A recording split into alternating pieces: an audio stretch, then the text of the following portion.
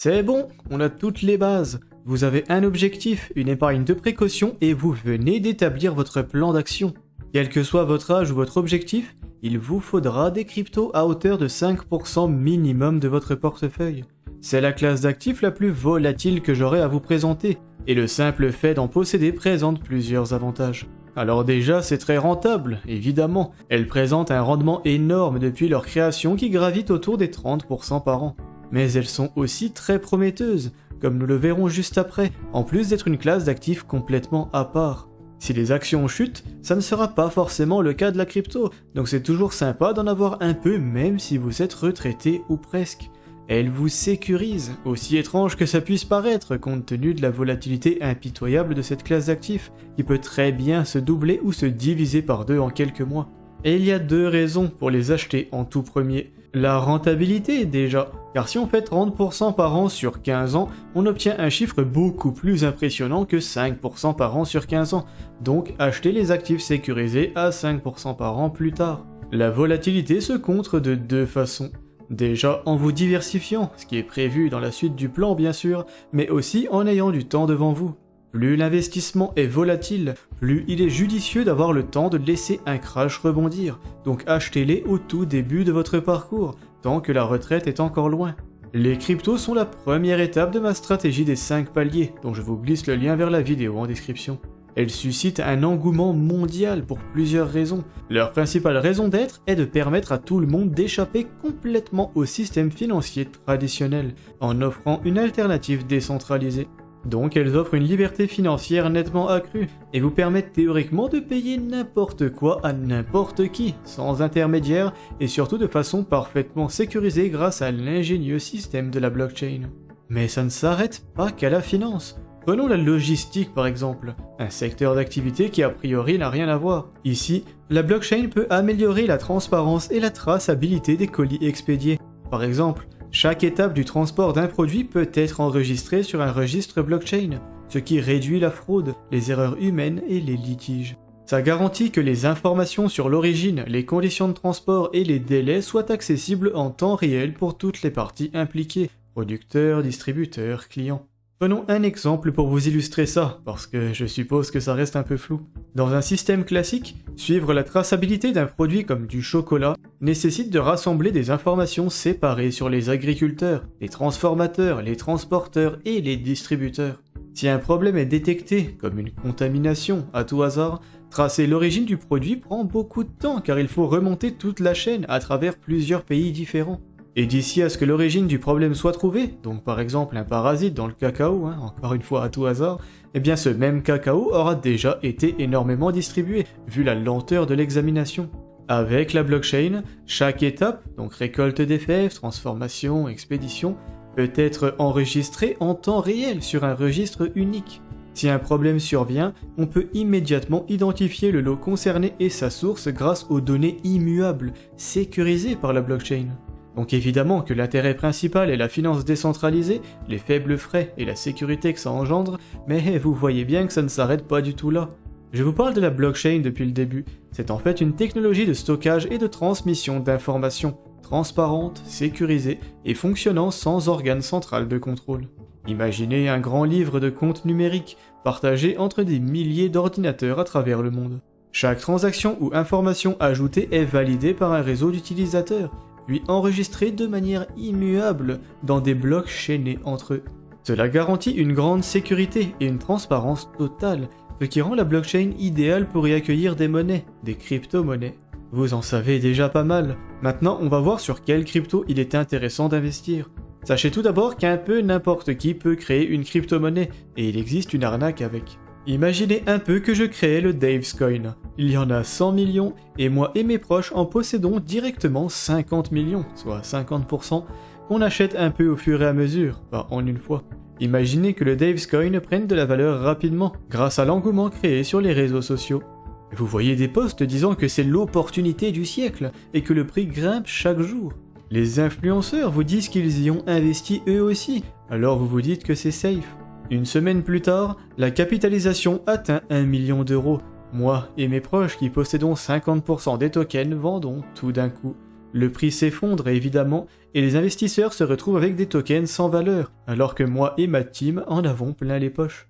Tout ça pour vous dire qu'on évite à tout prix les petites cryptos bizarres basées sur rien du tout, et qu'en tant qu'investisseur passif et avisé, on va se concentrer sur les plus grandes et surtout les plus solides.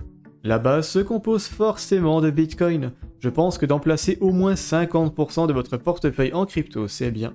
Actuellement, Bitcoin représente 57% de la capitalisation des cryptos tout entière, c'est colossal. C'est la crypto la plus utilisée par les institutions, qui y investissent massivement, d'où la capitalisation énorme. Par contre, on ne peut pas dire que le système de blockchain qu'il y a derrière soit forcément le meilleur. C'est pour ça qu'il serait pas mal d'y ajouter au moins 2 autres cryptos. L'Ethereum par exemple, la deuxième plus grosse capitalisation en crypto. C'est à la fois une crypto, mais aussi un système de blockchain, sur laquelle énormément d'autres petites cryptos viennent se greffer, et en achetant de l'Ether, eh bien vous misez là-dessus. On pense aussi à XRP, Solana, Avalanche, qui proposent tous des systèmes de blockchain très prometteurs. De par leur capitalisation énorme, on ne peut pas dire que vous vous mouillez beaucoup en passant par Bitcoin et Ether, mais n'hésitez pas à creuser le sujet si vous souhaitez diversifier plus en profondeur sur des blockchains prometteuses. Je vous ai donné les principales, donc il n'y a plus qu'à. Bon, maintenant il nous reste une belle question à aborder, c'est où acheter tout ça? 2 options, avec avantages et inconvénients. Vous pouvez les acheter sur une plateforme spécialisée, dans quel cas vous pourrez les mettre sur un portefeuille froid, donc un espèce de disque dur externe vous permettant de déconnecter vos cryptos du réseau, ce qui les protège d'un hack de la plateforme, ce qui est bien sûr improbable. Vous pourrez aussi faire du staking, ce qui consiste à immobiliser vos cryptos pendant une certaine période pour les faire travailler sur la blockchain.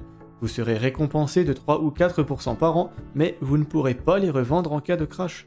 Ça vous permet aussi de les prêter, encore une fois pour aller chercher un peu plus de rendement, quitte à augmenter le risque. Un portefeuille froid s'accompagne d'une phrase de récupération de 12 mots ou plus. Le risque de plateforme est réduit à 0, par contre le risque humain augmente soudainement, car celui qui possède la phrase possède la crypto, donc il ne faut pas se louper sur l'endroit où vous la stockez. Enfin, ça vous permet de timer le marché, ce que je ne recommande pas bien sûr, mais vous aurez ici l'option de revendre une crypto volatile pour la transformer en stablecoin, donc des cryptos indexés sur des monnaies réelles et qui sont donc aussi stables qu'elles. De cette façon, vous restez dans l'écosystème crypto et vous ne paierez pas d'impôts, car les impôts ne sont dus que si vous transformez vos cryptos en monnaie traditionnelle. Ça, c'est la première option, celle qui vous permet de faire ce que vous voulez de votre crypto, la laisser sur la plateforme ou non, faire du staking ou non, etc. La deuxième option est de l'acheter sur un compte titre ordinaire. Dans ce cas, vous ne possédez pas directement la crypto, elle restera forcément sur la plateforme et restera forcément vulnérable à un hack, ce qui est toujours extrêmement improbable bien sûr. C'est une option qui est donc forcément beaucoup plus simple, sur laquelle il y a moins de questions à se poser. Les frais sont généralement un peu plus intéressants, mais le vrai avantage est surtout au niveau de l'imposition.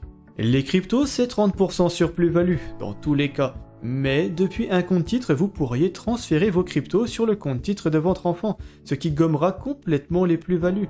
L'imposition passerait de 30 à 0%, ce qui est excellent. Mais bon, cette astuce ne fonctionne que dans le cas où vous transmettez à vos enfants à hauteur de 100 000 € tous les 15 ans. Ça marche aussi entre époux, frères et sœurs, etc. dans une moindre mesure. Mais voilà, je pense qu'on a fait le tour de ces 2 options. À vous de voir laquelle vous plaît le plus. Sachant qu'avoir un peu des deux serait pertinent dans beaucoup de scénarios, notamment si vous avez ou prévoyez d'avoir des enfants. On a survolé les points les plus importants de la crypto-monnaie, mais sachez qu'il y a bien d'autres choses intéressantes à apprendre là-dessus, notamment sur le fonctionnement précis de chaque blockchain, les avantages et inconvénients qu'elles ont pour pouvoir investir sur la meilleure. Bitcoin et Ethereum sont des incontournables, et vous pourriez très bien n'acheter que ça, mais bon, il peut être intéressant d'ajouter un peu de Solana, XRP ou Avalanche par exemple. Les 3 sont dans le top 10 avec des milliards de dollars de capitalisation sur chacune. C'est de toute façon plutôt solide, mais bon, elles sont moins incontournables que les 2 mammouths que sont Bitcoin et Ether, donc mieux vaut vous renseigner un peu plus en profondeur. Pour en revenir au plan des 5 paliers, qui comprend donc de la crypto à acheter en tout premier, on notera aussi la présence d'ETF x2, d'ETF classiques, de SCPI, d'obligations, d'or et de livrets. Le minimum de crypto à acheter selon moi est de 5%, et le maximum, si vos convictions sont très fortes et après de belles recherches approfondies, est de 20%, encore une fois selon moi et ça n'engage que moi.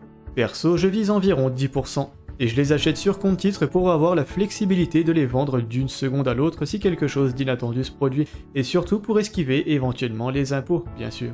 Si tout ça vous fait un peu mal à la tête, sachez que vous pouvez vous éviter la migraine en m'envoyant un mail, et je m'occuperai de vous constituer un plan solide, équilibré et rentable.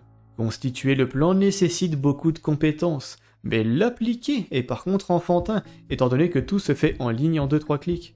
On discute un peu, j'analyse votre profil et vos objectifs, puis je vous dis ce que je ferai à votre place, tout simplement. C'est rapide et pas cher, et c'est d'ailleurs presque toujours remboursé par les parrainages, alors n'hésitez pas à me contacter et à commenter la vidéo si vous avez des questions. Mais sur ce, il est temps que j'y aille. Je vous invite à aimer la vidéo si elle vous a été utile, et à vous abonner à la chaîne si mon contenu vous plaît. Ciao.